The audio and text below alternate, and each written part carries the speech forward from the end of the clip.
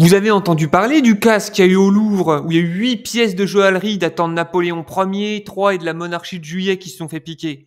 Eh ben, je peux vous dire que tout ça, c'est rien par rapport au casse qu'ont déjà subi les joyaux de la couronne de France pendant la Révolution. Là, on a parlé du casse du siècle, si ce n'est du millénaire. Du temps de la Révolution, les bijoux de la couronne étaient alors entreposés dans un bâtiment place de la Concorde à Paris, le garde-meuble de la couronne. On avait filé la responsabilité du lieu à un peintre, mais vu que c'était le chantier à la Révolution, pour ce qui est des gardes, ben c'était pas ça.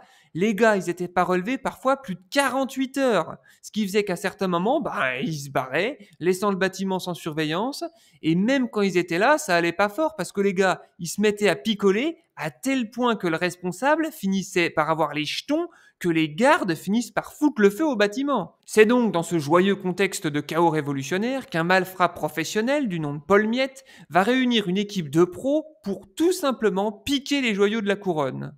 En accédant aux fenêtres, en grimpant à un réverbère, et ils vont réussir leur casse tellement bien qu'aucun garde va se rendre compte qu'on est entré dans le bâtiment. Du coup, les gars, qu'est-ce qu'ils font? Eh ben, ils se démontent pas, ils y retournent le lendemain. Et là, l'information commence à faire le tour des voleurs parisiens qui vont prendre le relais. C'est ainsi que la troisième nuit, les pros vont en plus être plus les seuls sur le terrain. Et c'est là qu'on va passer de pro à moyen à juste complètement nul. La quatrième nuit, alors que les pros sont déjà bien loin, les voleurs à la petite semelle commencent carrément à faire rentrer de la bouffe dans les salles des trésors, histoire de se faire un resto pendant le casse.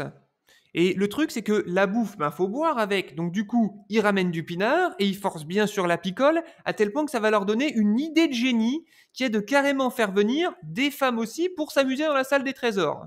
Je vous laisse imaginer le chantier monstre qu'ils ont mis sans que les gardes s'en rendent compte. Surtout que, en plus, quand ils sortent, ils s'engueulent pour le partage du butin. Et ça a commencé à se mettre des patates de forain dans la rue. Le truc le plus fou là-dedans, c'est que les gens qui vont donner l'alarme, c'est les joailliers parisiens qui vont se mettre à voir arriver des mecs qui vont leur refourguer tout un tas de très beaux joyaux sortis de nulle part. On va donc faire venir le commissaire qui va inspecter toutes les portes du garde-meuble qui sont toutes soigneusement fermées à double tour et scellées, oui, vu que les gars sont passés par la fenêtre.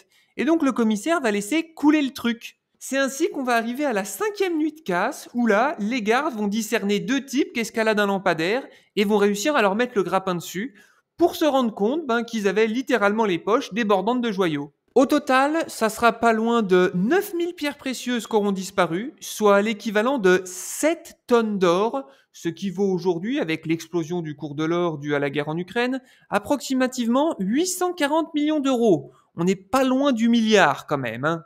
Donc bon, si on veut tenter de relativiser l'humiliation internationale qu'on vient de se prendre, on peut essayer de se dire qu'on a déjà connu pire.